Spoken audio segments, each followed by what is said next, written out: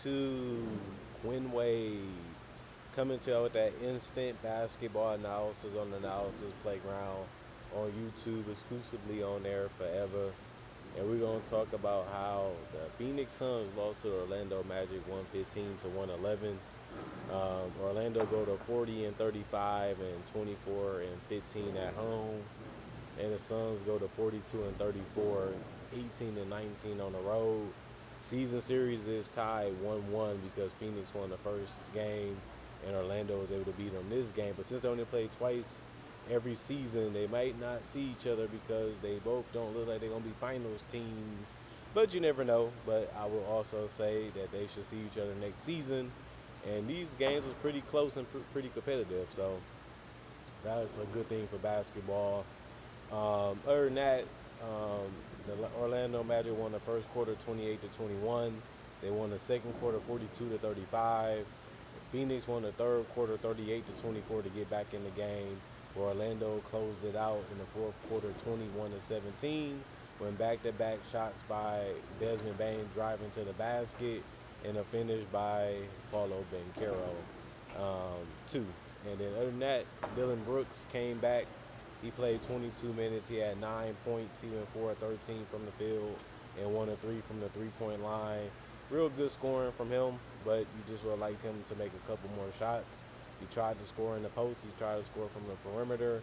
Sometimes it worked. Most times it didn't in this one.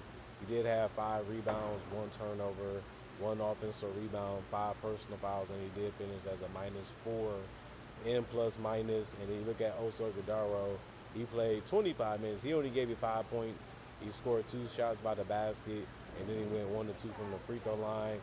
He did have 10 rebounds, which ended up being really good. He also had 5 assists, 2 turnovers, and a block, 1 offensive rebound, 5 personal fouls, and was a -6 in plus minus. He did a good job on the glass, did a good job of finding his teammates. But of course, you would have liked if he would have scored just a little bit more, but the opportunity also wasn't there, so it's understandable. Devin Booker, he played 36 minutes. He had 34 points. He was really carrying his team, and he did shoot a big 3 that he was able to make to keep it interesting. But he finished 8 of 16 from the field, 2 of 6 from 3, 6 of 19, 16 of 19 from the free throw line. He's been really killing teams by getting to the free throw line. You know what he wants to do. You kind of got an idea of what he's trying to do, but he's just so good at using his feet and his body to get where he wants on the court that he always tricks you into fouling him.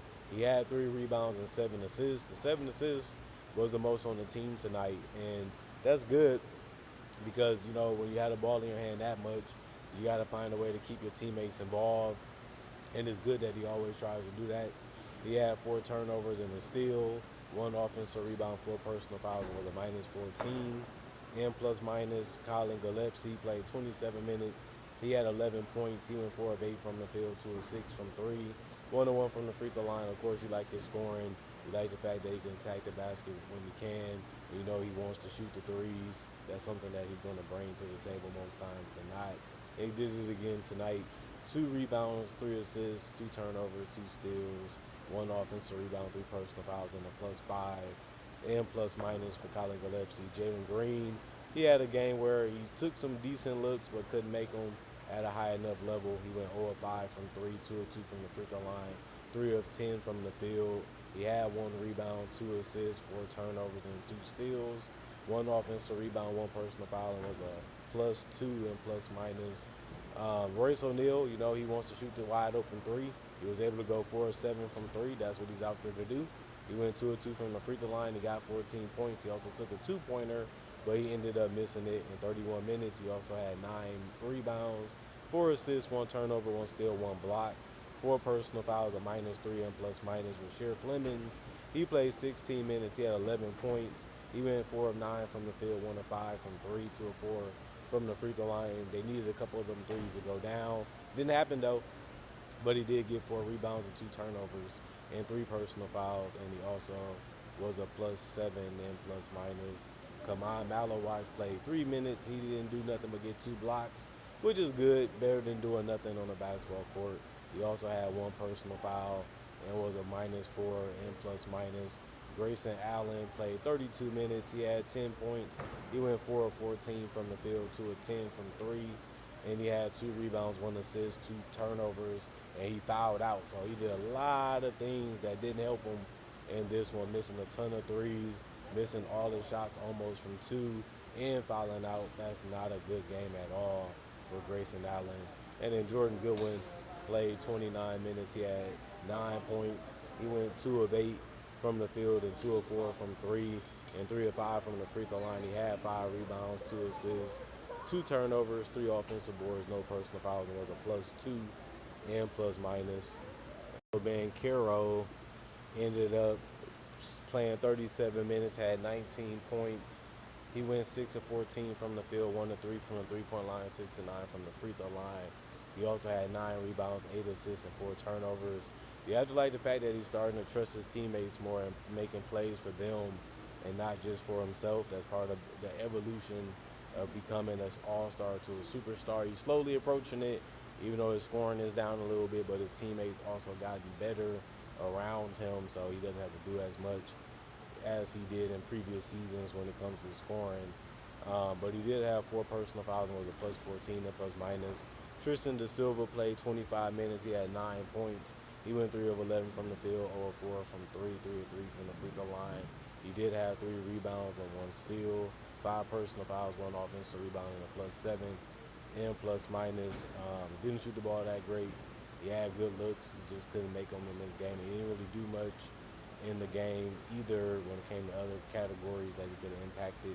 Wendell Carter Jr., 28 minutes, 15 points. He went 4 of 7 from the field, 1 of 1 from 3.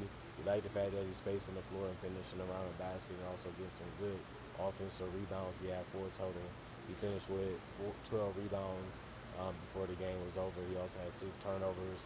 That probably was the worst part of his night. He did have 2 steals. That was good. 4 personal fouls, was a +6 and plus minus. Desmond Bane was closing the game, but he had some rocky moments in the game. 37 minutes, he had 21 points. He went 6 of 16 from the field, 2 of 6 from 3, 7 of 8 from the free throw line. Did a good job of attacking the basket, making some perimeter shots, making some plays with his handles, and trying to open up opportunity for his teammates, which he was able to find them. But he did have 5 turnovers, so it didn't work. Sometimes he got a little too much of in his head, but it's part of the game. The defense got to do their part too. You just got to find a way to adjust, which he was able to do later in the game. He had 1 steal, 1 block, 1 offensive rebound, 4 personal fouls. It was a +5 and plus minus. And Jalen Suggs played 38 minutes. He had 20 points. He went 6 of 11 from the field, 2 of 5 from 3, and 6 of 6 from the free throw line. Just good perimeter scoring and good attacking from him. And he also had 7 assists and 8 rebounds. Did multiple things that can possibly help you in the game.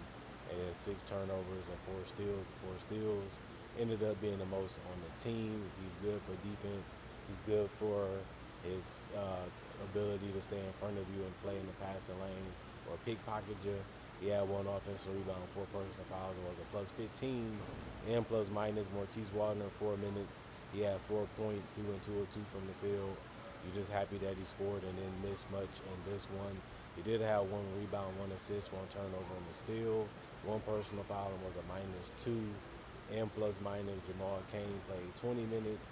He ended up giving him 12 points. He kept getting some good looks from 3. He was able to make both of them. He also was able to get to the free throw line. He was also able to make his 2-pointers, and he went 4 or 5 from the field. He had 3 rebounds, 1 assist, no turnovers, and 3 steals. Had a really, really good impact on this game on both ends of the court. He had 2 personal fouls and was a +3 and plus minus. Goga Pataze played 14 minutes. He had 3 points because he went 3 or 4 from the free throw line. He did miss his only field goal, though. He had 2 rebounds, 1 assist, 1 turnover, 2 personal fouls, 1 offensive rebound, and -3 and plus minus. Javon Carter had a lot of open threes. He ended up missing all of them, and then he missed his only 2-pointer. Good look, so you can't be too mad at him, but couldn't make him in this one. He had 1 assist, 1 turnover, and a steal. A personal foul was a -12 and plus minus. And then Jett Howard, he ended up playing 14 minutes, had 12 points. He went 4 or 6 from the field, 2 or 3 from the three-point line, 2 or 2 from the free throw line. And he ended up getting good looks all game. And it's just good that he was able to knock down basically all of them besides 2. One of them was a 3. and then he had 2 rebounds, 1 turnover, 2 personal fouls, 1 offensive rebound. It was a minus 13 and plus minus. Um, the Magic shot 44% from the field, and the Suns shot 40%. 29 free throws by the Magic. They shot 34%, 30% for the Phoenix Suns, like I said before, but they shot 46 free throws. I mean, three-point attempts, 46 three-point attempts for the Suns. They shot 30%, 29 three-point attempts by the Magic. They shot 34%, 41 free throws by the Magic. They shot 85%, 35 free throws taken by the Suns. They shot 77%. You never really see a game where both teams shoot over 30 free throws and one team shoot 40 free throws. You don't see that often, but it happened in this one.